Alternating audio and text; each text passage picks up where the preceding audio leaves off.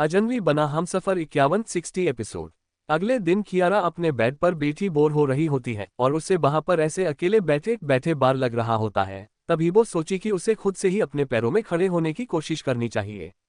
इसलिए वो बड़ी हिम्मत करके अपने पैर किसी तरह जमीन पर रख देती है, मगर वो जैसे ही खड़े होने की कोशिश करती है वो लड़खड़ा के गिरने को होती है। मगर इससे पहले कि वो गिर पाती उससे पहले ही प्रेम आकर उसे संभाल लेता है। गिरने के डर से कियारा ने अपनी आंखें बंद कर ली थी, मगर जैसे ही उसे एहसास होता है कि वो गिरी नहीं, उसे किसी की मजबूत बाहों ने संभाल लिया है। ये देखकर वो अपनी आंखें खोल लेती है और प्रेम को अपने सामने देखकर डर जाती है कि अब वो उसे डांटेगा। मगर प्रेम उसे अपनी बाहों में उठाकर रूम से बाहर केकर निकल जाता है। ये देखकर कियारा हैरानी से उसे देखने लगती है, मगर प्रेम उसे हॉल में जहां पर सब बैठे होते हैं वहीं पर अंजलि जी और के पास लाकर बिठा देता है और खुद भी वहीं पर बैठ जाता है। कियारा सबकी तरफ देखकर बोली, सब ऐसे शांत क्यों बैठे हो? इस पर आयान बोले, सब तुम्हारा ही इंतजार कर रहे थे। आयान की बात सुनकर कियारा हैरानी से सबको देखने लगती है। इस पर तान्या उसे देखकर बोली, कियारा हम सब यहाँ पर तुम्हारी और भाई की शादी की बात करने के लिए बैठे हैं। तान्या की बात सुनकर कियारा एकदम से हैरान हो जाती है और हैरानी से उसकी आंखें बड़ी बड़ी हो जाती हैं। तभी अंजलि जी उसके हाथ में अपना हाथ लेकर बोली, क्या हुआ बेटा, तुम इतनी हैरान क्यों हो? क्या तुम्हें प्रेम पसंद नहीं है? देखो बेटा, तुम्हारे मन में अगर कोई बात है तो तुम हमें बता सकती हो, मगर तुम खामोश रहोगी तो हम कुछ भी समझ नहीं पाएंगे। अगर तुम्हें समय चाहिए तो तुम वो भी हमें बता सकती हो, क्योंकि ये तुम्हारी जिंदगी का फैसला है। तुम जो भी डिसीजन लोगी हम सब उसमें तुम्हारे साथ होंगे। कियारा एक नज़र सबको देखती है, फिर अपनी आंखों में आंसू लिए सबके तरफ देखते हुए बोली, हम ये शादी नहीं कर सकते। कियारा की बात सुनकर सारे लोग हैरान हो जाते हैं। तभी कियारा अपनी बात आगे बढ़ाते हुए बोली, ऐसा नहीं है कि प्रेम अच्छे नहीं है या वो बुरे हैं, प्रेम बहुत ही अच्छे हैं और वो एक अच्छी लड़की डिजर्व करते हैं। पर हम प्रेम के लायक नहीं है। हम वो लड़की है जो बिना शादी किए ही किसी गैर लड़के के साथ 5 साल तक लिविंग में रहे हैं और ना जाने कितने ही बार। बोलते हुए वो रुक जाती है और उसकी आंखों से आंसू बहने लगते हैं। फिर आगे बोली, और उसके अलावा भी हमारे साथ 7 लोगों ने मिलकर। बोलते हुए वो रुक जाती है और उसकी आंखों से आंसू बहने लगते हैं।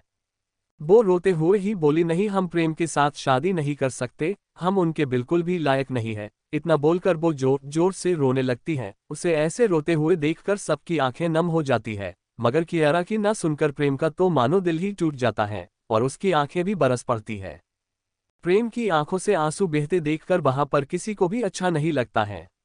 तभी प्रेम अपनी जगह से खड़ा होते हुए बोला, मुझे कियारा से कुछ बात करना है। इतना बोलकर वो उसे अपनी गोद में उठा लेता है और उसे अपने रूम में लेकर चला जाता है। रूम में लाकर उसे ध्यान से बेड पर बिठा देता है और उसके बगल में ही बैठकर कियारा की आंखों में देखकर बोला, कियारा तुम्हें क्या लगता है को तुम मुझे बोलोगी कि तुम मेरे लायक नहीं हो तो मैं तुम्हें छोड़ दूंगा? तो ये तुम्हारी गलतफहमी है। तुम्हें क्या लगता है मुझे तुम्हारी बॉडी चाहिए? तो ये तुम्हारी गलतफहमी है। अगर मुझे किसी की बॉडी ही चाहिए होती तो हर रोज मैं अपने बेड पर तुमसे भी ज्यादा सुंदर लड़की को ला सकता था। इनफैक्ट मुझे किसी को लाने की नहीं, वो खुद ही मेरे बेड तक आने को एक पैर में तैयार रहती। मगर मैंने बचपन से लेकर आज तक अपने घर की औरतों के अलावा ना ही किसी से बात की है, ना ही किसी की तरफ आंख भी उठाकर देखा है। मैं चाहता तो कब से शादी करके सेटल हो सकता था, मगर मैंने तुम्हारा इंतजार किया और इतने सालों से तुम्हें तलाश करता रहा।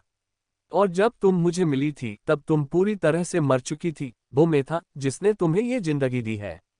वो मैं ही था जिसने तुम्हें दोबारा से जिंदा किया है और वो मैं ही था जिसने तुम्हारा पूरी तरह से खराब हो चुका शरीर फिर से पहले जैसा बनाया है। जब मैं तुम्हें यहाँ पर लेकर आया था तब कुछ भी नहीं था। तुम में आज जो ये तुम्हारा एकदम परफेक्ट फिगर और जो ये बॉडी दिख रही है ना, वो मैंने अपनी नींदें खराब करके अपना सारा काम छोड़कर तुम्हारे लिए मेडिसिन बनाने में लगाया है। तुम्हें पहले जैसा करने में मैंने अपनी दिन रात एक कर दिया है। तुम्हें ऐसे देखकर मुझमें क्या बीतती थी मैं वो शब्दों में भी तुम्हें बयान नहीं कर सकता हूँ। अगर मेरी जगह कोई और होता तो वो तुम्हें देखकर ही छोड़ देता या तुम्हारा कितने ही बार फायदा उठा सकता था। पर मैं औरों की तरह बिल्कुल भी नहीं हूँ जिसे तुम्हारे शरीर से प्यार हो। मैंने तुम्हें पहले भी कहा था और अब भी बोल रहा हूँ, मैं तुमसे प्यार करता था और मुझे इससे कोई फर्क नहीं पड़ता कि तुम किसके साथ और कितनी बार सो चुकी हो। पर यह बात तुम समझती क्यों नहीं हो? ... या फिर मेरा कोई टेस्ट ले रही हो? बोलकर वो रोने लगता है। उसे ऐसे रोते हुए देखकर कियारा को बिल्कुल भी अच्छा नहीं लगता है। वो प्रेम को देखकर बोली, मुझे माफ कर दो, मेरे कहने का ये मतलब बिल्कुल भी नहीं था। ना ही मैं तुम्हें हर्ट करना चाहती थी। कियारा की बात पर प्रेम कोई जवाब नहीं देता, बस उसकी आंखें ही साफ बता रही थी कि कियारा के शादी ना करने की बात से ही प्रेम कितना ज्यादा टूट चुका है। ये देखकर कियारा प्रेम का चेहरा अपने तरफ करती है और उसकी आंखों में देखकर बोली, क्या तुम मुझसे शादी करोगे? क्या तुम अपनी पूरी जिंदगी मेरे साथ बिताना पसंद करोगे? क्या तुम मेरे सारे नखरे उठाओगे? कियारा की बात सुनकर प्रेम बिना देरी किए और बिना कुछ सोचे समझे हाँ में अपना सर हिला देता है। इस पर कियारा बोली, पर शादी करने से पहले आपको मेरी कुछ शर्तों को मानना होगा। प्रेम बोला, मुझे तुम्हारी सारी शर्तें मंजूर है। इस पर कियारा बोली, आप उन्हें सुन तो लो। इस पर प्रेम बोला, मैं सब सुन रहा हूँ। तो कियारा बोली, हमारी पहली शर्त, आपने इन कुछ महीनों में हमारा जिस तरह से ख्याल रखा, आपको पूरी जिंदगी हमारा वैसे ही ख्याल रखना होगा। ये सब कियारा रोते हुए ही बोली। इस पर प्रेम भी रोते हुए ही बोला, मुझे मंजूर है। इस पर कियारा बोली, आप हमेशा हमारे बाल ऐसे ही बनाओगे जैसे आप अब तक बनाते आए हो। आपको खुद अपने हाथों से हमारे सारे काम करने होंगे जो आप अब तक करते आए हो। हमें शावर देना, हमें रेडी करना, हमें अपने हाथों से खाना खिलाना, आपको ये सब पूरी जिंदगी करना होगा। जे भी हम बूढ़े भी हो जाएंगे तब भी। इस पर प्रेम रोते हुए मुस्कुराता है और बोला, तुम मुझे ये सब नहीं भी बोलती तो भी मैं ये सब करता। इस पर कियारा फिर बोली, आपको हमसे सिवाय किसके और कुछ नहीं मिलेगा। उसके लिए आपको 2-3 साल इंतजार करना होगा। इस पर प्रेम बोला, मुझे कुछ भी नहीं चाहिए, किस भी नहीं मेरे लिए, बस तुम जरूरी हो। अगर तुम मेरे पास मेरे साथ हो तो मुझे कुछ और नहीं चाहिए। इस पर कियारा अपनी आंसू भरी आंखों से प्रेम की आंखों में देखकर बोली, बच्चे भी नहीं। इस पर प्रेम भी वैसे ही बोला, शायद तुम भूल रही हो मेरे पास पहले से ही 3 बच्चे हैं। इस पर कियारा हैरानी से उसे देखने लगी तो प्रेम बोला, तुम क्या किसी बच्ची से कम हो? और 2 बो आने वाले हैं। प्रेम की बात सुनकर कियारा अपनी आंखें बड़ी बड़ी करके उसे देखने लगती हैं। तो प्रेम बोला, ऐसे क्या देख रही हो? मैंने बिल्कुल सही कहा ना? इस पर कियारा प्रेम के गले लग जाती है। उसे ऐसे अपने गले लगते देखकर प्रेम पहले तो अपने हाथ बढ़ाने से डरता है, फिर उसे अपनी बाहों में भर लेता है। थोड़ी देर वैसे ही रहने के बाद प्रेम कियारा से बोला, चलो हम ये गुड न्यूज़ सबको सुना दे। तो इस पर कियारा हमें अपना सर हिला देती है। फिर प्रेम उसे वापस लाकर अंजलि जी के पास बिठा देता है। तब कियारा सबके तरफ देखकर बोली, हम शादी करने के लिए तैयार है। जैसे ही कियारा ये बोलती है, सारे लोग जहां उदास बैठे थे वहीं ये सुनकर सब खुश हो जाते हैं। तभी अंजलि जी कियारा के सर पर प्यार से हाथ फेरकर बोली, थैंक्स बेटा, तुम नहीं जानती तुमने इस शादी के लिए हाँ बोलकर कितनी बड़ी खुशी दी है। इतना बोलकर वो उसके माथे को चूम लेती है। इस पर तान्या और नीलिमा बोली, तो अब हम फाइनली कियारा को कियारा भाभी बोल सकते हैं। उन दोनों की बात सुनकर कियारा हल्का सा शर्मा देती है। तब कियारा अंजलि जी का हाथ पकड़कर बोली, मोम। इतना बोलकर वो शांत हो जाती है और बोलने में थोड़ी झिझकती है। उस ऐसी झिझक देखकर अंजलि बोली, क्या हुआ बेटा, कोई बात है जो तुम कहना चाहती हो? इस पर कियारा थोड़ी झिझक के साथ बोली, मोम वो मैं बोल रही थी कि क्या हम ये शादी सिंपल तरीके से करें, जहां बस घर के ही मेंबर हो। तो इतना बोलकर वो शांत हो जाती है। कियारा की बात सुनकर अंजलि जी मुस्कुराकर उसके गाल पर अपना एक हाथ रखकर बोली, तुम इस बात की चिंता मत करो, शादी सिंपल तरीके से तो नहीं पर हमारे फैमिली और कुछ खास लोगों की मौजूदगी में होगी। अपनी मोम की बात पर कियारा हाँ में अपना सर हिला देती है। फिर सब लोग मिलकर डिसाइड करते हैं कि 1 हफ्तों में ही इन दोनों की शादी करवा देने का डिसीजन लेते हैं। और इस खबर से सभी लोग काफी खुश होते हैं। तभी अंजलि जी अहम जी को देखकर बोली, आप अपने दोस्त मिस्टर कपूर को फोन करके बता दीजिए और हाँ रोहन को भी बोल दीजिए। अंजलि जी की बात सुनकर अहम जी बोले, जो हुक्म मेरी जान। उनके ऐसा कहने पर अंजलि जी शर्मा जाती हैं। वही सारे बच्चे हंस देते हैं। रात का वक्त कियारा और प्रेम आराम से सो रहे होते हैं, तभी उसे अपने सपने में वही सब याद आने लगता है जो कुछ समय पहले हुआ था। उसे अपने सपने में एक बार फिर से वही सब देखकर कियारा का पूरा शरीर डर से कांप जाता है। उसका पूरा शरीर पसीने से भर जाता है और वो नींद में ही रोते हुए बोलने लगी, मुझे छोड़ दो, मुझे जाने दो, मैं यहाँ से कहीं दूर चली जाऊंगी, कभी लौटकर नहीं आऊंगी। जब प्रेम कियारा की ऐसी डरी सहमी और रोती हुई आवाज को सुनता है तो वो एक झटके से उठ जाता है और कियारा को शांत करवाते हुए बोला, कियारा शांत हो जाओ, तुम्हें कुछ नहीं होगा, सब ठीक हो चुका है। तुम यहाँ पर अपने घर में हो जहाँ तुम्हें कोई छू भी नहीं सकता। मगर कियारा रोते हुए ही बोलते जा रही थी, छोड़ दो, मुझे मत मारो, मैं अभी मरना नहीं चाहती। बोलते हुए वो लगातार रोए जा रही होती है। प्रेम से कियारा की ऐसी हालत देखी नहीं जाती। वो कियारा को कस के अपने सीने से लगा लेता है। जब कियारा इस गर्म एहसास को महसूस करती है तो वो शांत हो जाती है और प्रेम की बाहों में ही सिकुड़ कर सो जाती है। प्रेम की मुट्ठियां गुस्से से कस जाती है और उसकी आंखें पूरी लाल हो जाती हैं। वो खुद से बोला, अभी जितना खुश होना है हुल्लो, लेकिन बहुत ही जल्द अपनी क्रिस्टल के हर एक आंसू का हिसाब तुम सबको पूरे सुध समेत देना होगा। ये प्रेम रॉय का वादा है खुद से कि वो अपनी क्रिस्टल के हर एक दर्द, हर एक आंसू का हिसाब तुमसे उससे भी ज्यादा दर्द देकर तुमसे लेगा। इतना बोल वो भी कियारा को अपनी बाहों में किसी छोटे बच्चे की तरह संभाल कर सो जाता है। अगली सुबह आज आयान और प्रेम कियारा को कहीं लेकर आए थे। कियारा आयान और प्रेम को देखकर बोली, आप दोनों हमें ये कहाँ पर लेकर आए हो? इस पर आयान बड़े ही प्यार से कियारा के सर पर हाथ फेर कर बोला, तुम्हें अभी पता चल जाएगा। इस पर कियारा हाँ में अपना सर हिला देती है। तभी वो दोनों उसे एक रूम में लेकर आते हैं, जिसे देखकर साफ पता चल रहा था कि वो कोई टॉर्चर रूम होगा, क्योंकि वहां पर बहुत ही खतरनाक सामान मौजूद होते हैं और वो रूम अंधेरे से भरा हुआ था। कियारा ये देखकर बहुत डर जाती है और उसी डर से वो दोनों लड़कों के हाथों को कसकर पकड़ लेती है। तभी वहां की लाइट ऑन होती है और जैसे ही कियारा अपने सामने का नजारा देखती है, उसकी आंखें हैरानी से बड़ी बड़ी हो जाती हैं और उसकी आंखों से आंसू बहने लगते हैं और उसके चेहरे पर गुस्सा और नफरत साफ दिखाई देने लगती है। कियारा आयान को देखकर बोली, भाई ये लोग तो वही है। इतना बोलकर उसकी आंखों से आंसू बहने लगते हैं, जिसे पहुंचते हुए प्रेम बोला, ये सब तुम्हारे गुनहगार है। ये सब अभी तक जिंदा इसलिए थे क्योंकि तुम नींद में थी, मगर अब इनके यहाँ से जाने का समय आ गया है। इतना बोलकर वो उसके हाथ में एक बंदूक थमा देता है। कियारा उस बंदूक को देखकर बोली, पर ये लोग तो पहले से ही मर चुके हैं। इस पर आयान बोला, मरे नहीं है, ये सब अभी भी इनकी सांसें चल रही हैं। अपने भाई की बात सुनकर कियारा बोली, पर इन लोगों की हालत देखकर लग रहा है इन्हें काफी लंबे समय से काफी ज्यादा टॉर्चर किया गया है और इनकी हालत काफी खराब है। इस पर आयान बोला, इन्हें भी वही मिला है जो इन सब ने मिलकर तुम्हें दिया था। पिछले 8 महीनों से ये लोग यहाँ पर हैं, जब से तुम यहाँ आई थी तभी से ये सब भी यहाँ पर हैं। मगर ये लोग हर रोज अपनी मौत की भीख मांगते हैं, पर अफसोस की है कि इन्हें वो भी नसीब नहीं हो रही और हम इन्हें इतनी आसानी से मारकर इन्हें जल्दी छुटकारा भी तो नहीं दे सकते ना। जो दर्द, जो तकलीफें इन सब ने मिलकर तुम्हें दी है, इन सबको उसका हिसाब भी तो चुकाना था ना। ये सभी वही गार्ड्स थे जिन्होंने मिस्टर आहूजा के साथ मिलकर कियारा के साथ गलत किया था, जिन्हें पिछले कई महीने से काफी ज्यादा टॉर्चर किया जा रहा था। उन्हें इतना टॉर्चर किया गया था कि उनके शरीर की पूरी हड्डियां तक बाहर निकलने को हो गई थी और साथ ही उन सभी के प्राइवेट पार्ट को भी जड़ से उखाड़ दिया गया था। सच में उन सभी आदमियों को बहुत ही ज्यादा टॉर्चर किया गया था और साथ ही ना उन्हें जीने दिया जा रहा था ना ही मरने। कियारा उन दोनों को देखकर बोली, आप दोनों ने मिलकर हमारे साथ हुए अन्याय का हिसाब तो इन सबसे ले ही लिया है, तो हम क्या ही अब इन्हें मारे? वैसे भी इनकी जिंदगी मौत से भी बुरी हो चुकी है। इस पर प्रेम बोला, तो क्या तुम इन्हें ऐसे ही छोड़ दोगी? इस पर कियारा बोली, मेरे हुए को क्या ही मारना, पर हम भी तो तब मर ही चुके थे जब इन्होंने हमारे साथ किसी खिलौने की तरह खेला। बोलकर वो रोने लगती हैं। तभी कियारा के हाथ में बंदूक थमाकर खुद ही कियारा के हाथों से उन सब पर निशाना लगा देता है, जिससे वो 6 आदमी तुरंत ही मर जाते हैं, क्योंकि गोली सीधे जाकर उनके सीने में ही लगी थी।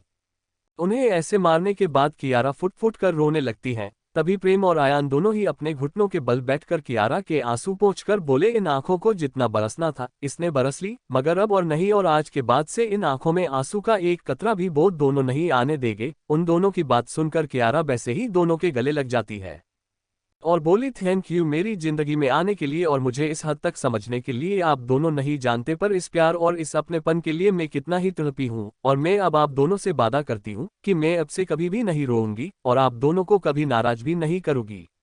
कियारा की बात सुनकर वो दोनों भी मुस्कुरा देते हैं। फिर वो लोग भी घर के लिए निकल जाते हैं। वही शादी में ज्यादा दिन नहीं बचे थे, इसलिए घर के सभी शादी की तैयारी में लगे हुए थे। तभी अंजलि जी नीलिमा को देखकर बोली, नीलिमा बेटा क्या तुम बिजी हो? इस पर नीलिमा उन्हें देखकर बोली, नहीं बुआ मैं बिजी तो नहीं हूँ, बस डेकोरेटर का वेट कर रही हूँ, वो बस आने वाला है तो तान्या और मैं हम दोनों मिलकर उसे बताने वाले हैं कि किस तरह से कैसे डेकोरेट करना है। इस पर अंजलि जी बोली, नीलिमा बेटा तुम इसे रहने दो, ये तान्या और नताशा देख लेंगी, पर तुम अभी एयरपोर्ट जाओ और वहां से रोहन और उसकी दादी को पिक करके अपने साथ घर लेकर आ जाओ। इस पर नीलिमा अपना मुंह बनाकर बोली, बुआ आप तान्या को ही क्यों नहीं भेज देती हैं? इस पर अंजलि जी बोली, तान्या से मुझे कुछ काम है बेटा, नहीं तो मैं उसे बोल देती या ड्राइवर को भेज देती, मगर उसे भेजना मुझे सही नहीं लग रहा इसलिए बेटा। इस पर नीलिमा अंजलि जी के गले लगकर बोली, ठीक है बुआ मैं जाती हूँ, बोलकर वो वहां से निकल जाती है और उसे ऐसे मुंह बनाकर जाते हुए देखकर अंजलि जी मुस्कुरा देती हैं। तभी वहां पर अहम जी बोले, वैसे अंजलि जी मुझे कुछ समझ आ रहा है कि आप करने की क्या कोशिश रही हो। इस पर अंजलि जी बोली, जब आपको पता ही है तो आप मुझे क्यों बता रहे हो। इतना बोलकर वो वहां से चली जाती हैं और अहम जी जाती हुई अपनी बीवी को देखकर मुस्कुरा देते हैं। वहीं नीलिमा एयरपोर्ट के बाहर खड़ी होकर कब से रोहन के निकलने का इंतजार कर रही होती हैं, पर उसे समझ नहीं आता है कि वो रोहन को कैसे पहचानेगी। तब वो रोहन के नाम का बोर्ड लेकर खड़ी हो जाती है। तभी एयरपोर्ट से एक इंडियन लड़का, जिसकी उम्र करीब 21 से 22 की होगी, वो बहुत ही नॉर्मल कपड़ों में एयरपोर्ट के बाहर निकलता है, जो दिखने में तो काफी ज्यादा हैंडसम होता है, मगर उसकी शक्ल देखकर ही साफ पता चल रहा होता है कि वो कितना ज्यादा भोला है। उसकी सूरत साफ ये बता रही होती है। वो एयरपोर्ट से बाहर निकलकर इधर उधर देखने लगता है कि शायद कोई उसे लेने आया होगा। तभी उसे एक गाड़ी के पास एक बोर्ड दिखता है जिस पर लिखा था रोहन फ्रॉम इंडिया। वो उस बोर्ड को देखकर उस तरफ ही बढ़ जाता है और कार के आसपास देखने लगता है कि शायद कोई ड्राइवर होगा, मगर उसे आसपास कोई भी नजर नहीं आता। तभी वो गाड़ी के अंदर देखने की कोशिश करता है। तभी उसे नीलिमा की आवाज आती है, ओए हेलो मिस्टर, कौन हो तुम और ऐसे कैसे मेरी कार के अंदर झांक रहे हो। फिर खुद ही सोचकर बोली, क्या तुम चोर हो और मेरी कार चोरी करने के इरादे से यहाँ पर आए। तो ऐसा सोचना भी मत, तुम जानते नहीं हो मैं कौन हूँ। शकल से तो तुम अच्छे खासे लगते हो। रोहन कुछ बोलने की कोशिश कर रहा होता है, मगर नीलिमा उसे कुछ बोलने का मौका ही नहीं देती। वो बस लगातार उसे कुछ न कुछ सुनाए ही जा रही होती है और बेचारा रोहन चुपचाप उसकी सारी बातें सर झुकाए सुन रहा होता है। तभी भी वहां पर उसकी ही उम्र का एक और लड़का आकर नीलिमा को ऐसे सुनाते देखता है तो उसकी हंसी निकल पड़ती है। उसे ऐसे हंसते हुए देखकर नीलिमा उसे आंखें दिखाकर बोली, अब तुम कौन हो। इस पर वो लड़का बोला, मैं तुम मुझे नहीं जानती, क्या तुम मुझे सच में भूल गई।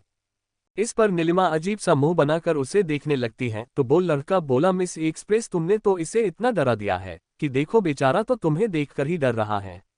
जब तुम छोटी थी तब इसे पिटा करती थी और अब तो हद ही है, तुम इसे ऐसे डरा रही हो।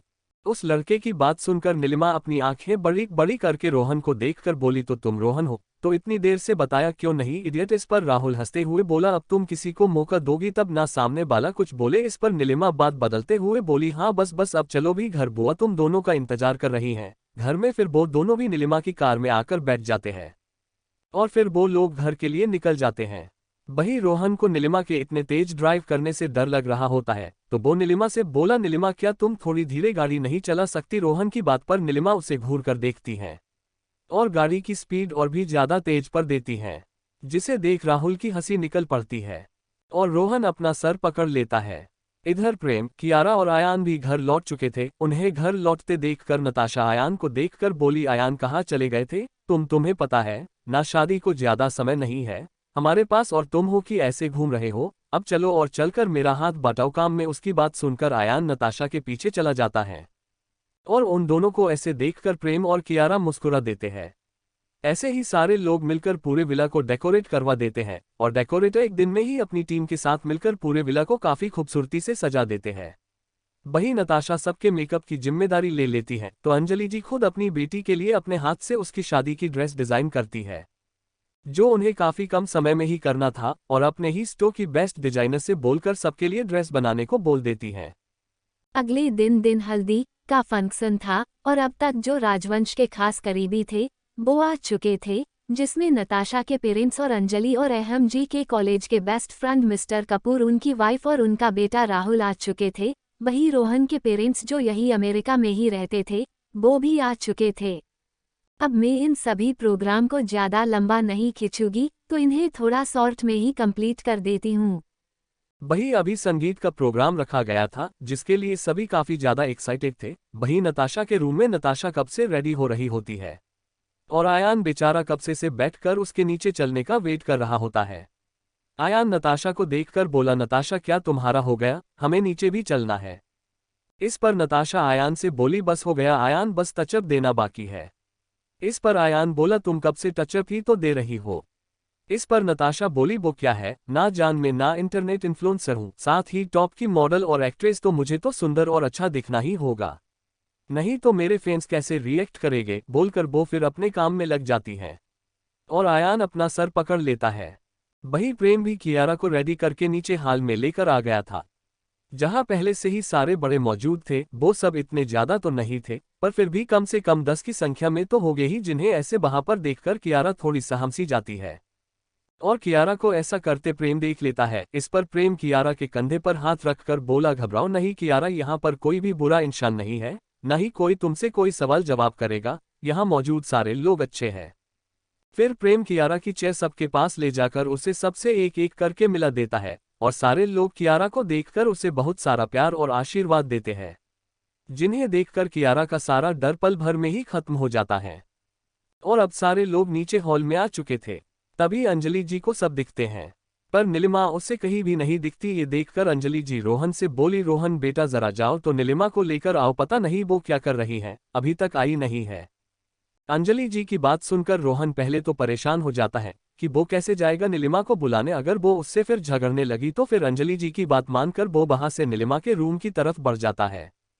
वही रोहन की मोम अंजलि से बोली, पता नहीं ये लड़का इतना क्यों डरता है, समझ नहीं आता और ना ही अपने मोम डेड से ठीक से कभी बात करता है। इस पर अंजलि बोली, सिया तुम ऐसा क्यों बोल रही हो, रोहन अपने आप में ही काफी काबिल है, और दूसरी बात तुम दोनों उसे जब वो छोटा था तभी यहाँ पर छोड़कर आ गए थे, तो इतने सालों की नाराजगी इतने जल्दी तो खत्म होने से रही। इस पर सिया कुछ नहीं बोलती है। वही जब रोहन नीलिमा के रूम के पास जाकर उसे नोक करता है तो नीलिमा को लगता है कि तान्या होगी, इसलिए वो उसे अंदर आने का बोल देती हैं। तो रोहन भी डरते हुए अंदर चला जाता है और वो जैसे ही अंदर जाता है वो देखता है कि नीलिमा आईना के सामने खड़ी होकर अपनी ड्रेस की जीप लगाने की कोशिश कर रही होती है, मगर उसका हाथ नहीं पुरता है। ये देखकर रोहन अपनी नजरें देर कर नीलिमा से बोला, नीलू तुम्हें आरती बुला रही है। जैसे ही नीलिमा रोहन की आवाज सुनती है वो एक पल के लिए चौंक जाती है, और जब वो मिरर से ही रोहन की तरफ देखती है तो रोहन उसके तरफ अपनी पीठ करके खड़ा होता है। ये देखकर उसके फेस में स्माइल आ जाती है और वो रोहन को देखकर बोली, रोहन इधर आओ मेरे पास। नीलिमा की बात सुनकर रोहन उसे देखकर बोला, मैं क्यों आऊं तुम्हारे पास, क्या तुम फिर से मुझे पिटने वाली हो। इस पर नीलिमा हंसते हुए बोली, मुझे नहीं पता था कि तुम अभी भी मुझसे इतना डरते हो, बोलकर वो हंसने लगती हैं। उसे ऐसे हंसते देखकर नीलिमा बोली, अगर तुम्हें सच में डर नहीं लगता है तो इधर आओ और मेरी ड्रेस की जीप लगाओ। नीलिमा की बात सुन के रोहन अपनी आंखें बड़ी करके बोला, मैं नहीं लगाने वाला, तुम किसी और से कहो। इस पर नीलिमा उसे आंखें दिखाती हैं तो रोहन डरते हुए उसके पास चला जाता है। ये देखकर नीलिमा अपनी पीठ रोहन के तरफ करके खड़ी हो जाती है और अपने बालों को सामने करके बोली, जल्दी से लगाओ, फिर नीचे भी चलना है। इस पर रोहन अपनी आंखें बंद करके नीलिमा की जीप लगाने की कोशिश करता है और उसकी इस हरकत को देखकर नीलिमा के फेस पर स्माइल आ जाती है। मगर जैसे ही रोहन की उंगलियां नीलिमा की खुली पीठ को छूती है, दोनों को ही एक करंट सा लगता है, जिससे रोहन नीलिमा से अलग होकर बोला, नीलू हो गई, अब चलो। इस पर नीलिमा रोहन का हाथ पकड़कर उसे रोककर खुद उसके सामने खड़ी हो जाती है और रोहन से बोली, रोहन तुम मुझसे इतना क्यों डरते हो, अब तो हम बड़े भी हो गए हैं और कुछ सालों बाद हमारी शादी भी हो जाएगी, क्या तब भी तुम मुझसे ऐसे ही डरोगे। इस पर रोहन नीलिमा की आंखों में देखकर बोला, तुम इतने यकीन से कैसे बोल सकती हो कि हमारी शादी होगी, ऐसा भी तो हो सकता है ना कि मैं किसी और से शादी कर लूं। इस पर नीलिमा रोहन की आंखों में देखकर बोली, जब मेरी मोम डैड ने भाई की शादी कियारा से करने का फैसला किया था, उसके कुछ सालों बाद ही हमारा भी रिश्ता तुम्हारी मोम ने मेरी मोम से किया था। इस पर रोहन कुछ नहीं बोलता तो नीलिमा रोहन को अपने करीब करके बोली, खबरदार, जो मेरे अलावा तुम्हारी जिंदगी में कोई और लड़की आई भी तो वरना मैं तुम्हारी जान ले लूंगी, बोलकर वो हल्के से उसके होठों को अपने होठों से छू लेती हैं। उसकी ऐसी हरकत से रोहन की आंखें बड़ी हो जाती हैं। तब नीलिमा उसका हाथ पकड़कर उसे अपने साथ नीचे लेकर आ जाती है। वही अब जब सारे लोग आ गए थे तो प्रेम और कियारा के हल्दी का प्रोग्राम करते हैं। वही अब नीलिमा नीचे नहीं बैठ सकती थी, इसलिए प्रेम भी एक चेयर में बैठ जाता है, जहां पर सब कियारा को बस एक छोटू सा टिका लगा रहे होते हैं तो वही प्रेम को हल्दी से नहला रहे होते हैं। पर प्रेम इसमें कोई भी ऑब्जेक्शन नहीं करता है। वही ऐसे कियारा खुद की हल्दी देखकर अपनी आंखों को थोड़ा सा गिला कर लेती हैं, जिसे देखकर अंजलि जीना में इशारा करती हैं तो कियारा बस मुस्कुरा देती हैं। अगले दिन आज सुबह मेहंदी और संगीत का कार्यक्रम था और रात में शादी, तो सभी घर के बच्चे मिलकर खुद धमाल मचाते हैं और जमकर डांस और मस्ती करते हैं। सबसे पहले वहां पर नताशा और अयान आकर एक रोमांटिक सॉन्ग में डांस करते हैं। उसके बाद नीलिमा रोहन को अपने साथ खींचकर उसे भी जबरदस्ती डांस करवाती, जिसे देखकर सभी उन दोनों के डांस पर काफी हंसते हैं। फिर राहुल और तान्या भी मिलकर एक मस्ती भरे गाने पर नाचते हैं। वही उन सबको ऐसे नाचते देखकर बड़े भी उनका पूरा साथ देने लगते हैं, जिससे वहां का पूरा माहौल खुश मिजाज हो जाता है। कियारा को ज्यादा मेहंदी नहीं लगाई जाती है, बस उसके हाथों में प्रेम का नाम बस लिखा जाता है। अपने हाथ में प्रेम के नाम को ही देखकर बस कियारा को अपने दिल में एक सुकून और गर्माहट का एहसास होता है। तभी प्रेम सबके सामने अपने घुटनों के बल बैठकर कियारा के लिए एक रोमांटिक सॉन्ग गाता है, जिसे सुनकर कियारा की आंखों में खुशी के आंसू आ जाते हैं और वो प्रेम के गले लग जाती है। वही उन दोनों को ऐसे एक साथ इतना खुश देखकर घर के सभी बच्चों और अंजलि अहम इन सब की आंखों में भी हल्की नमी होती है, मगर ये खुशी वाली नमी होती है। सारे प्रोग्राम होने के बाद अंजलि जी कियारा को अपने साथ लेकर अपने रूम में चली जाती हैं और उससे कुछ देर आराम करने का बोल देती हैं। और जैसे ही शाम होती है, अंजलि जी और तीनों लड़कियां मिलकर कियारा को रेडी करने लगती हैं। अंजलि जी ने कियारा के लिए एक स्पेशल ड्रेस बनाई थी, जो बहुत ही सिंपल और सॉफ्ट होती है, जिससे कियारा को उसके शरीर पर किसी प्रकार की चुभन ना हो। और साथ ही ज्वेलरी की जगह फूलों से बनाई हुई ज्वेलरी पहनाई जाती है और बिल्कुल ना के बराबर ही मेकअप करते हैं। मगर उस सादगी से भरे रूप में भी कियारा किसी परी से कम नहीं लग रही होती है। अपनी बेटी को ऐसे इस तरह तैयार देखकर अंजलि जी की आंखों में खुशी के आंसू आ जाते हैं और वो प्यार से कियारा के सर पर हाथ फेरती है। तभी कियारा उन्हें बोली, मोम आपकी आंखों में ये नमी क्यों है? मैं तो शादी के बाद भी आपके ही पास रहने वाली हूँ, आपके साथ हमेशा। अपनी बेटी की बात सुनकर अंजलि जी बोली, ये तो खुशी के आंसू है बेटा, जो खुशी बनकर आज बह रहे हैं। मैंने तो कभी सोची भी नहीं थी को कभी हम सब ये दिन भी देख पाएंगे। इतना बोलकर वो शांत हो जाती हैं। तब कियारा बोली, मोम आप ये आंसू अपनी दोनों बेटियों के लिए बचा कर रखो, क्योंकि मैं तो आपके ही पास आपके साथ रहने वाली हूँ। पर आपकी ये दोनों बेटी ये आपको एक दिन छोड़कर जरूर जाएगी जब इनकी शादी होगी। इस पर अंजलि जी बोली, ऐसा नहीं होगा बेटा, क्योंकि मैंने अपनी एक बेटी के लिए पहले से ही घर जमाए देख लिया है, और रही दूसरी की बात तो उसके लिए भी तुम्हारे डेड और मैं घर जमाए ही देखेंगे। उनकी इस बात पर वो पांचों मुस्कुरा देते हैं। वही दूसरी तरफ आयान और राहुल ने भी मिलकर प्रेम को अच्छे से तैयार कर दिए थे। वही रोहन एक सोफे में चुपचाप बैठा नीलिमा के बारे में ही सोच रहा होता है। फिर वो सब प्रेम को लेकर नीचे मंडप में लेकर चले जाते हैं। मंडप विला के ही गार्डन में बहुत ही खूबसूरती से बनाया गया था। प्रेम भी अब मंडप में आकर बैठ चुका था। वही मिस्टर एंड मिसेस राजवंश दोनों ही अपनी प्यारी सी गुड़िया को मंडप तक लेकर आते हैं और मंडप तक के सारे रास्तों पर फूलों को बिछाया गया था, जिसे देखकर कियारा को बहुत ही ज्यादा खुशी महसूस होती है, क्योंकि उसने कभी सोचा भी नहीं था कि उसकी कभी शादी भी होगी, वो भी इतनी ज्यादा रॉयल तरीके से। वही अब कियारा को भी प्रेम के पास ले जाकर बिठा दिया जाता है। कियारा को नीचे नहीं बिठाया जाता है, उसे उसकी व्हील चेयर पर ही बिठाया जाता है। पंडित जी अपने मंत्रों को पढ़ना शुरू करते हैं। फिर कन्यादान की रस्म के लिए कियारा के मोम दे डालते हैं। फिर जयमाला की रस्म होती है, जिसमें कियारा को प्रेम के गले में बरमाला पहनाना होता है, मगर प्रेम खड़ा होता है, जिसके कारण कियारा उसे माला नहीं पहना पाती है, जिससे उसका चेहरा उदास हो जाता है। ये देखकर प्रेम अपने घुटनों के बल बैठकर कियारा के सामने अपना सर झुका लेता है, जिसे देखकर कियारा अपनी आंखों में खुशी के आंसू लिए उसे माला पहना देती है। फिर प्रेम भी उसे बेसे ही माला पहना देता है। फिर सिंदूर और मंगल सूत्र की रस्में होती हैं। फिर पंडित जी दोनों को फेरे के लिए खड़े होने को बोलते हैं। तब कियारा का चेहरा उतर जाता है, क्योंकि वो अपने पैरों पर खड़ी नहीं हो सकती थी। वही जब प्रेम कियारा को ऐसे उदास देखता है तो उसे अपनी गोद में उठाकर बोला, वाइफी आप अब से ऐसे उदास होना बंद कर दो, क्योंकि आपकी जिंदगी में खुशियां भरने के लिए आपका ये पति आपके लिए हाजिर है। बोलकर वो मुस्कुरा देता है। ये देखकर कियारा भी मुस्कुराते हुए अपनी नम आंखों से उसे देखने लगती है। फिर उन दोनों के फेरे भी हो जाते हैं और इसी के साथ उन दोनों की शादी भी हो जाती है, जिसे देखकर सारे लोग खुश हो जाते हैं। फिर एक एक करके सब कियारा के पास ही आते हैं और उसे अपना प्यार और आशीर्वाद देते हैं, जिसे देखकर कियारा बहुत ही ज्यादा खुश हो रही होती है। शादी हो जाने के बाद और डिनर कर लेने के बाद सभी लोग अपने कमरे में आराम करने चले जाते हैं, क्योंकि रात भी काफी हो चुकी थी। वही कियारा भी आज के दिन काफी ज्यादा थक चुकी होती है, क्योंकि आज सुबह से ही उसकी मेहंदी, संगीत और अब शादी हो चुकी थी।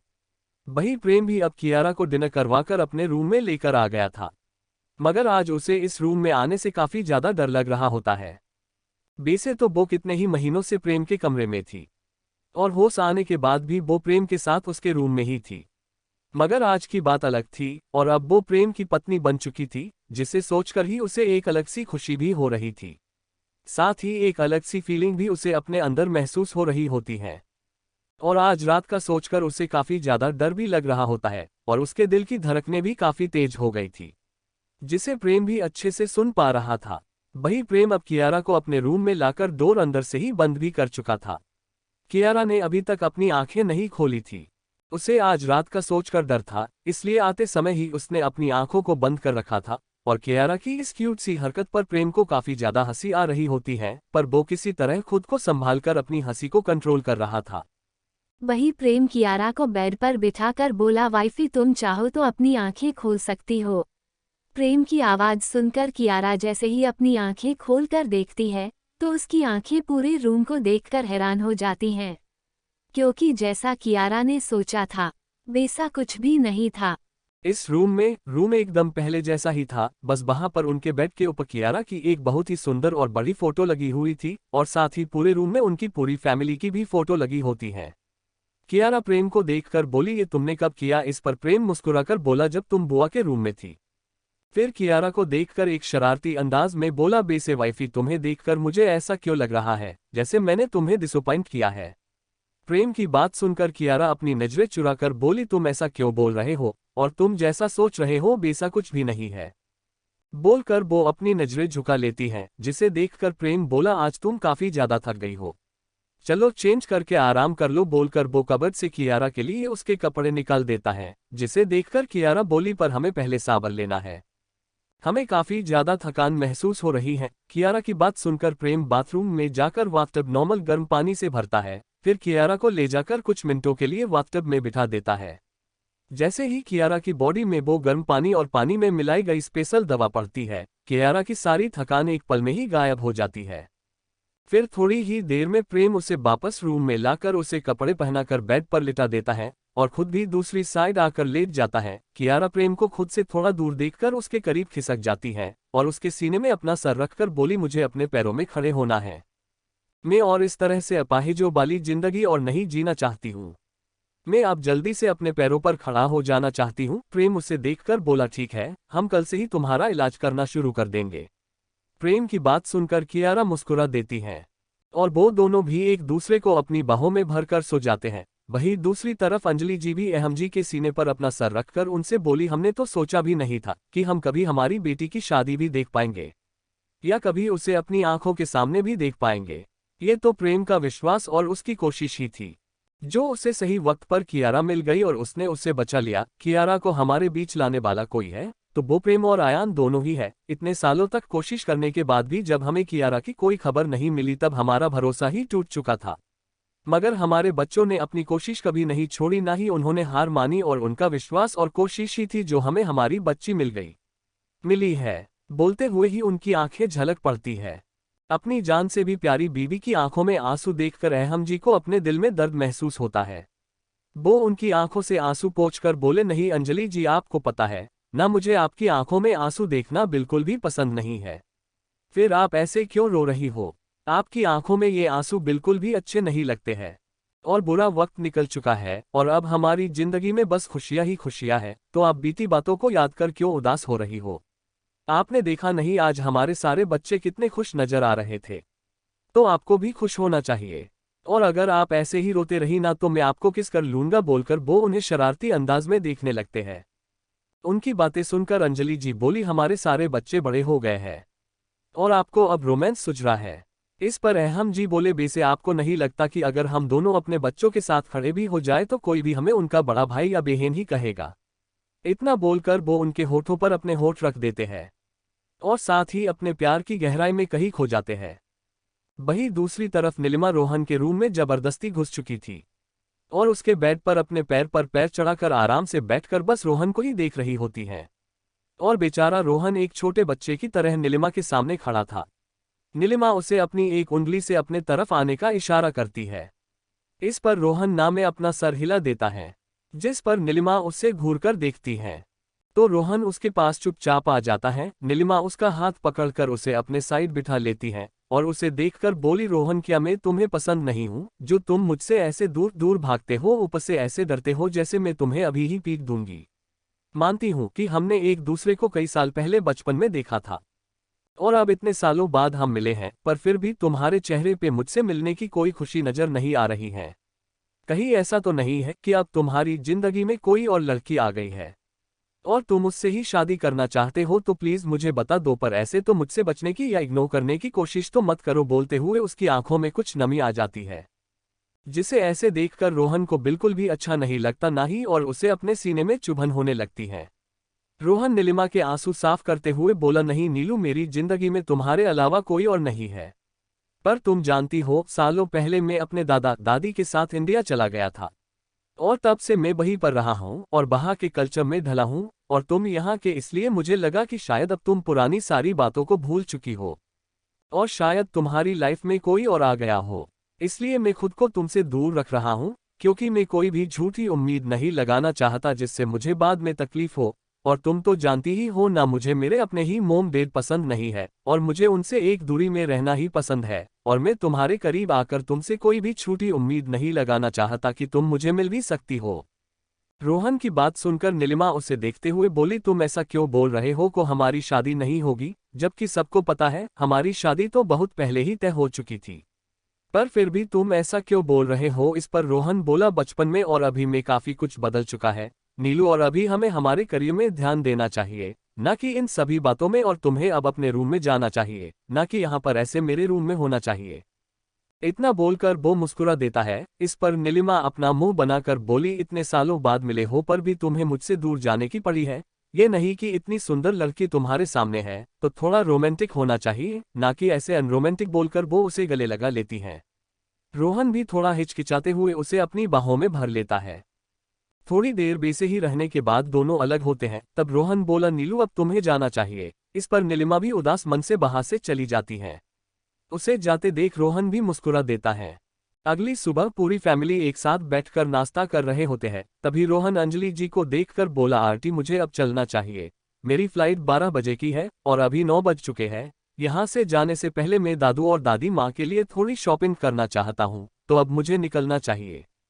रोहन की बात सुनकर नीलिमा का चेहरा उतर जाता है, वही रोहन के मोम डैड भी उदास हो जाते हैं। अंजलि रोहन को देखकर बोली, पर तुम इतने जल्दी क्यों जाना चाहते हो रोहन। इस पर रोहन एक नज़र अपने मोम डैड पर डालता है और बोला, आंटी मैं यहाँ शादी के लिए आया था और वो हो चुकी हैं, और वहाँ पर दादू और दादी भी बिल्कुल अकेले हैं, और ऊपर से आयान भाई ने भी मुझे वहाँ के बिजनेस की सारी जिम्मेदारी सौंप रखी है, तो मुझे जाना होगा। रोहन की बात सुनकर कोई कुछ नहीं बोलता है, और अंजलि जी नीलिमा के उतरे हुए फेस को देखकर बोली, पर तुम्हें नहीं लगता रोहन कि तुम्हें नीलिमा के साथ थोड़ा समय बिताना चाहिए और तुम दोनों को एक दूसरे को समझने की कोशिश करना चाहिए।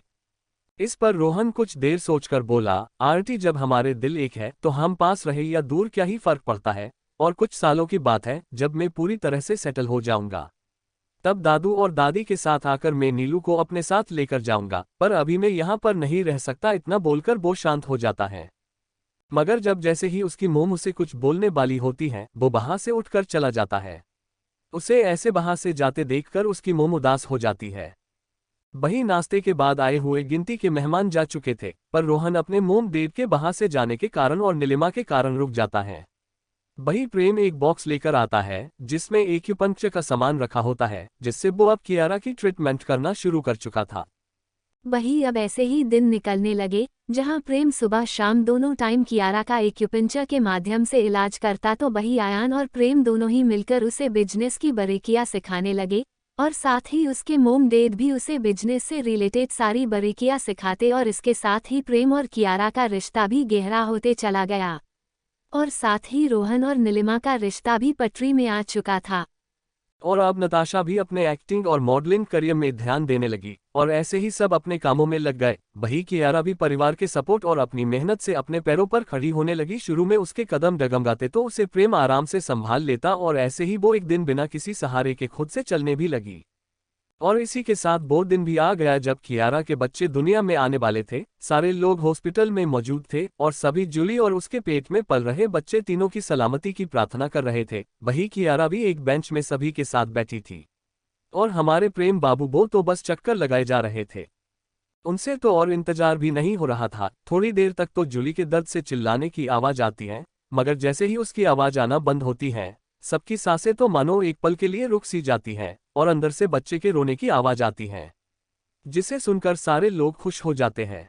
और करीब आधे घंटे बाद दो नर्स अपने हाथों में दो छोटे और प्यारे से बच्चों को अपनी गोद में लेकर आते हैं, जिसे देखकर सारे लोग खुशी से उन्हें अपना गोद में लेने को आगे बढ़ जाते हैं। तभी नर्स उन सभी को बताते हुए बोली, बधाई हो सर मैम, आपके घर बेटा और बेटी दोनों ही आए हैं। जिसे सुनकर सब काफी खुश होते हैं, क्योंकि सबको पता था कि कियारा दोबारा मां नहीं बन सकती है, इसीलिए शायद भगवान ने भी कियारा को 2 बच्चे एक साथ ही दे दिए थे। वही सबसे पहले जब कियारा और प्रेम दोनों ही उन छोटे से बच्चे को अपनी गोद में लेते हैं तो दोनों के ही आंखों से आंसू बहने लगते हैं जो खुशी के होते हैं। और उन बच्चों के होने की खुशी में एक बार फिर से वो सभी गरीबों को खाना और कपड़े बांटते हैं। साथ ही प्रेम जरूरतमंदों को फ्री में दवाई भी बांटता है जो स्पेशल होती हैं, जिन्हें कोई आसानी से खरीद नहीं सकता था। बच्चों के आने से सारे घर में फिर से रौनक आ जाती है और बारी बारी से सारे लोग मिलकर उन बच्चों का ख्याल रखा करते थे। और ऐसे ही दिन निकलने लगे। अब कियारा ने खुद को पूरी तरह से बदल लिया था। उसने अपने नाम की जगह भी क्रिस्टल नाम रख लिया था, जो उसे पैदा होने पर प्रेम के मोम डैड ने बड़े ही प्यार से रखा था। और जैसे जैसे क्रिस्टल अपने पैर बिजनेस में जमाने लगी उसकी मासूमियत मानो कहीं खोती चली गई। वो घर में अपने परिवार के साथ मासूम बनकर रहती, वही जब वो अपने ऑफिस जाती तब काफ़ी ज़्यादा क्रूअल हो जाती, जिसके कारण वहाँ के लोग उसे डेविल भी बोलने लगे। और साथ ही उसने जिस भी प्रोजेक्ट में अपना हाथ रखा वो उस प्रोजेक्ट को आसानी से हासिल कर लिया करती।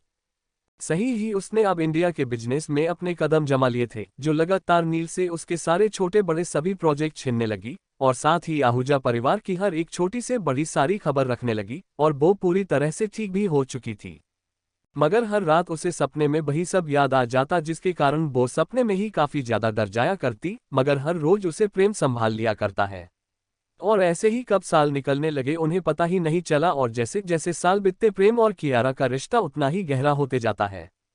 ऐसे ही एक दिन रात का समय क्रिस्टल अपने दोनों बच्चों को देखकर बोली, आयु अर्जुन, अब आप दोनों बड़े हो रहे हो तो अब आप दोनों को अब से अपनी दोनों बुआ या मामा के पास जाकर सोना चाहिए, और अब से आप दोनों उन्हीं के साथ सोओगे, ठीक है ना। इस पर पहले तो दोनों बच्चे कियारा को देखते हैं, फिर अपनी मासूम और प्यारी सी आवाज में बोले, पल मोमो डेडा तो लोज हमारे साथ ही सोते हैं ना, ओल उन्हें तो हमारे बिना नींद भी नहीं आती है, तो वो कैसे सोएंगे। इस पर कियारा दोनों के गालों पर किस करके बोली, पर अब आप दोनों को मोम डेड के बिना भी तो सोने की आदत डालना ही होगा ना। इस पर दोनों हमें अपना सर हिलाकर वहां से अपनी मोम को गुड नाइट किस देकर चले जाते हैं।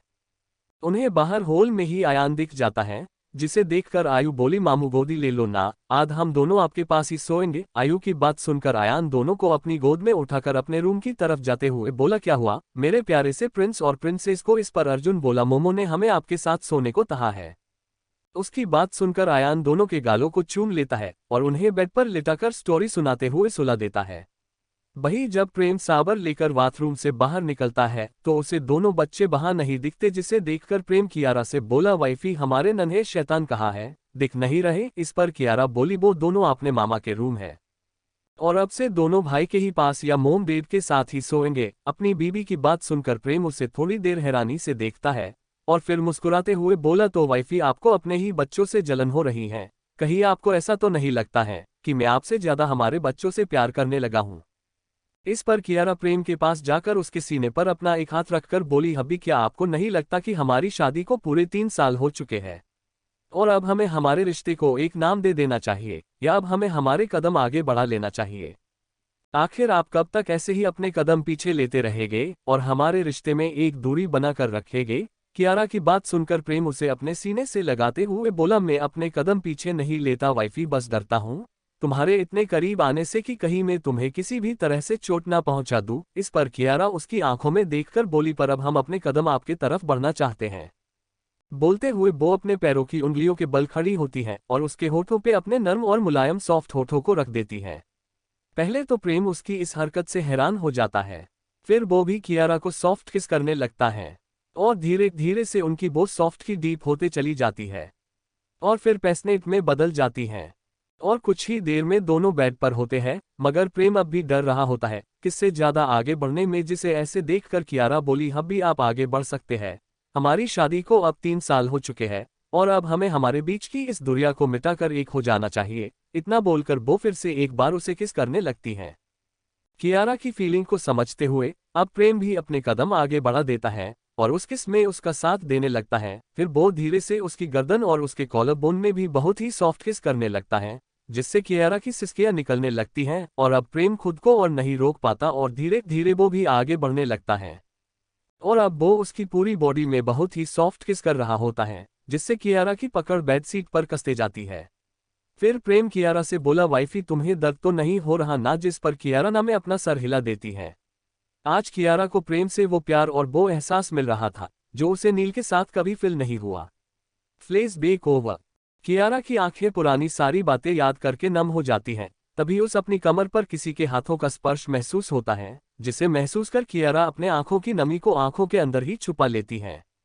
तभी उसके कानों में प्रेम की आवाज पड़ती है, जो उससे बोल रहा होता है, वाइफी क्या तुम फिर से उदास हो, और फिर से तुम्हारी आंखों में ये नमी क्यों है। इस पर कियारा पलटकर प्रेम के सीने पर अपना सर रखकर बोली, हब्बी ये 5 साल कैसे निकल गए पता ही नहीं चला, और इन 5 सालों में कितना कुछ बदल गया, और साथ ही हमारा रिश्ता हर बदलते सालों के साथ और भी मजबूत होते चला है। हमने कितने ही उतार चढ़ाव अपने जीवन देखा है, मगर हमारा साथ और हमारा प्यार कभी कम नहीं हुआ। बोलकर वो उसे टाइट हक कर लेती है। तभी उसके कानों में प्रेम की आवाज पड़ी, हमारा प्यार कितना भी गहरा क्यों ना हो वाइफी, पर एक सच तो ये भी है कि आज भी तुम्हें वो कड़वी रात याद आ ही जाती है, और उसे मेरा प्यार भी भुला नहीं पाया। इस पर कियारा उसे बेसे ही हक करके बोली, ऐसा नहीं है हब्बी, ये आपका प्यार और आपका साथ ही है, जो आज मैं इस मुकाम में खड़ी हूँ, और ये आपका प्यार ही है जिसने मुझे जीना सिखाया है, और आपके प्यार की ताकत के कारण ही मैं उस कड़वी बातें और रात को भूल पाई हूँ। पर फिर भी कभी कभार मुझे वो सारी बातें याद आ ही जाती हैं, और मैं खुद को रोने से रोक ही नहीं पाती। मैं दूसरों के सामने कितनी ही मजबूत क्यों ना दिखूं, पर आपके सामने मेरा ये रूप आ ही जाता है, और तुम्हारे सामने मैं खुद को रोक नहीं पाती हूँ। बोलकर वो अपना चेहरा उसके सीने पर ही छुपा लेती है। प्रेम कियारा को ऐसे देखकर उसे अपनी गोद में उठा लेता है और उसे ले जाकर बेड में लिटा देता है, और खुद उसके पास लेटकर कियारा के सर को सहलाते हुए बोला, सो जाओ वाइफी, ज्यादा मत सोचो, सोचने के लिए तुम्हारा ये पति है तो तुम्हें बिल्कुल भी किसी भी बातों को याद करने या उन्हें सोचने की कोई भी जरूरत नहीं है। प्रेम की बात सुनकर कियारा उसके सीने में अपना सर रख कर लेट जाती है और अपनी आंखें बंद कर लेती है, और उसे कुछ ही देर में नींद आ जाती है, और साथ ही प्रेम की बाहों में होने के कारण कियारा के फेस में एक प्यारी सी मुस्कान होती है। कियारा के फेस में ऐसी प्यार भरी मुस्कान देखकर प्रेम बोला, वाइफी तुम्हारी इसी मुस्कान के लिए तुम्हारा ये पति कुछ भी करने को तैयार है, और बस मुझे तुम्हारे चेहरे पर ये मुस्कान ही चाहिए, उसके अलावा मुझे और कुछ भी नहीं चाहिए। बोलकर वो उसके माथे को चूम लेता है और कियारा को अपनी बाहों में लेकर सो जाता है। अगली सुबह सभी लोग लिविंग रूम में बैठे होते हैं, और नताशा थोड़ी परेशानी में इधर से उधर चक्कर काट रही होती है। उसे ऐसे परेशान होते देखकर नताशा की मोम बोली, क्या हुआ नताशा बेटा, तुम क्यों इतनी परेशान लग रही हो, कुछ बताओगी भी। इस पर नताशा बोली, मोम मैं आपको क्या बताऊं और कैसे बताऊं, आपको तो सब पता है कि मेरी और आयान की शादी को अब ज्यादा दिन नहीं बचे हैं, और मुझे ये भी पता है कि घर में सभी ने सारी तैयारी कर ली है, और साथ ही अंजलि मोम सब संभाल लेंगी, पर फिर भी मुझे टेंशन हो रही है। नताशा की बात सुनकर अंजलि जी नताशा से बोली, शांत हो जाओ बेटा, इतने सारे लोग हैं, सब मिलकर सब संभाल लेंगे बेटा, तुम्हें तो इस समय अपने लुक पर ध्यान देना चाहिए, बाकी सब संभालने के लिए इतने सारे लोग हैं। अंजलि जी की बात सुनकर नताशा उनके पास जाकर उनके लाते हुए बोली, थैंक यू मोम, मुझे पता है मोम आप सब संभाल लोगी, जब तक आप हो मुझे किसी बात के लिए परेशान होने की जरूरत ही नहीं है। आई लव यू मोम, आपको पता है आप इस वर्ल्ड की सबसे बेस्ट मोम हो, और ये फैमिली वर्ल्ड की बेस्ट फैमिली है, और मैं बहुत खुश हूं कि जो मैं इस फैमिली का हिस्सा हूं। बोलकर वो उनके गालों को किस कर लेती है। उसकी इस हरकत पर सारे लोग मुस्कुरा देते हैं। नताशा की बात पर अंजलि प्यार से उसके सर पर हाथ फेर कर बोली, बस बस बेटा अब हो गया, और थोड़ा प्यार तुम अपनी मोम के लिए भी बचा कर रखो, नहीं तो ऐसा ना हो कि वो तुमसे नाराज हो जाए और तुम्हारी मोम मुझसे झगड़ने लगे कि मैंने उसकी बेटी को अपने कंट्रोल में कर रखा है। इस पर नताशा अपनी मोम को देखकर बोली, नहीं मोम, आपकी फ्रेंड ऐसा बिल्कुल भी नहीं करेगी, क्योंकि उन्हें अच्छे से पता है कि मैं उनसे ज्यादा आपके करीब हूं, और साथ ही वो इस बात के लिए काफी ज्यादा खुश है कि उनकी बेटी की शादी उनके बेस्ट फ्रेंड्स के बेटे से हो रही है, जहां उसे ससुराल नहीं बल्कि मायके वाला प्यार मिलेगा। और साथ ही मैं यहाँ कितनी खुश होती हूँ जहाँ मुझे सारे लोग इतना सारा प्यार करते हैं। फिर अपनी मोम से बोली, क्यों मोम, मैंने सही कहा ना। इस पर मिसेस रायचंद मुस्कुरा कर बोली, बिल्कुल सही कहा बेटा तुमने, जब लड़की की शादी होती है तो माँ बाप को ये सोचकर चिंता होती है कि उनकी बेटी अपने ससुराल जाकर कैसे एडजस्ट करेगी, साथ ही उसके ससुराल वाले कैसे होंगे, पर हमें हमारी बेटी को लेकर किसी तरह की कोई भी चिंता नहीं है, क्योंकि हमें पता है हमारी बेटी किसी गैर के नहीं बल्कि अपने ही घर जा रही है, और साथ ही उसे इतना प्यार परिवार मिल रहा है। बोलकर वो मुस्कुरा देती है। कुछ देर बातें करने के बाद प्रेम अपनी मीटिंग के लिए चला जाता है। वही कियारा भी अपने ऑफिस के लिए निकल जाती है। वही नताशा का भी एक फोटो शूट था जिसके लिए वो निकल जाती है। ऐसे ही फिर सारे लोग अपने काम के लिए निकल जाते हैं। बही अब बड़े मिलकर सारी प्रिपरेशन के बारे में बात करने लगते हैं। बही बच्चे भी काम के साथ ही अपने सारे काम बांट लेते हैं कि किसे क्या करना है। बही आज सोशल मीडिया में एक खबर ने तहलका मचा रखा था।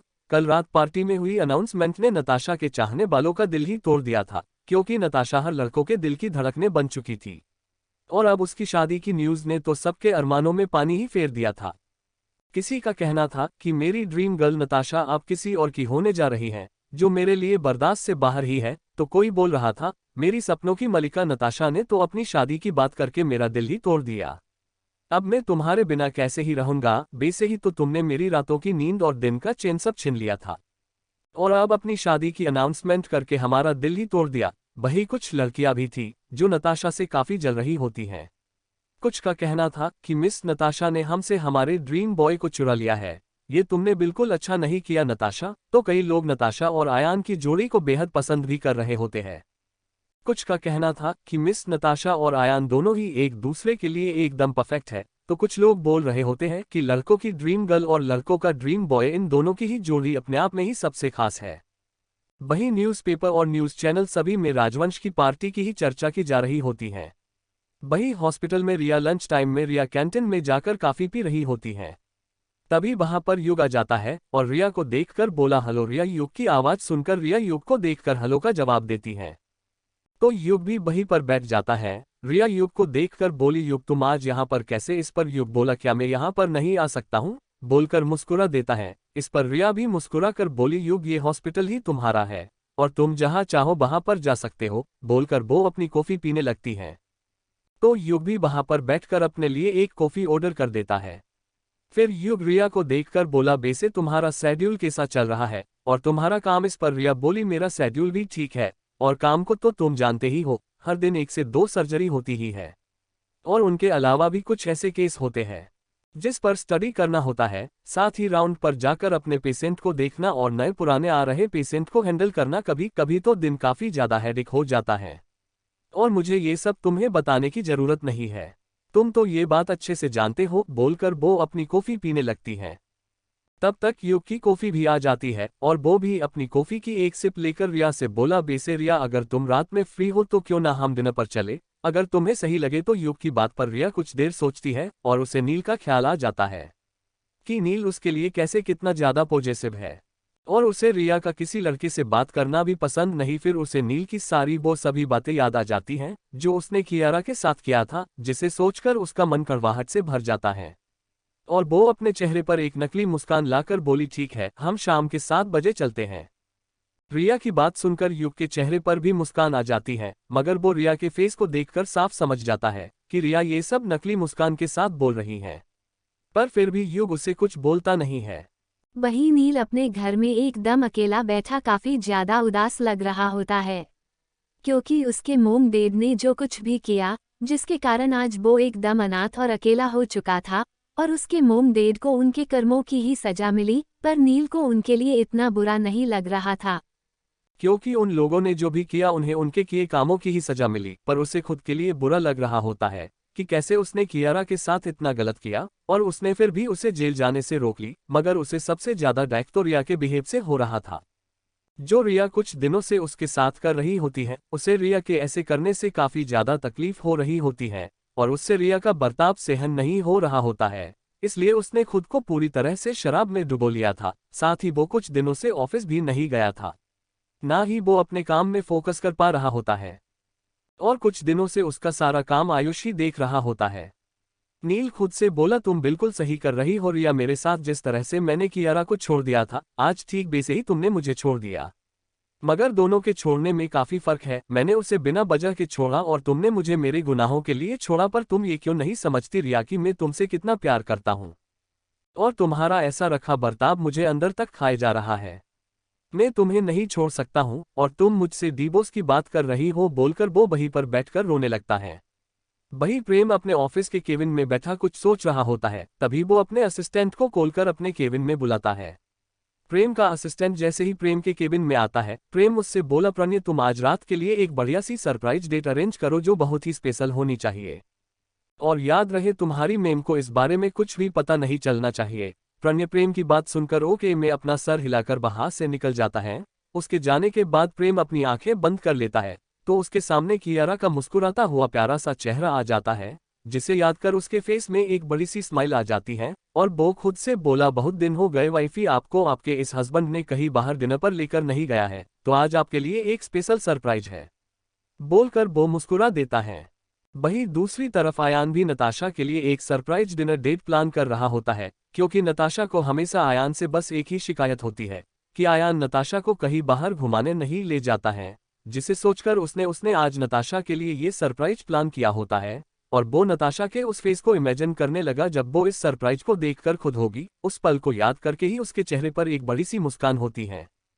वहीं दूसरी तरफ शिकायत तो हमारी नीलिमा मैडम को भी रोहन से बहुत सारी होती है, मगर वो उससे कभी बोलती नहीं है।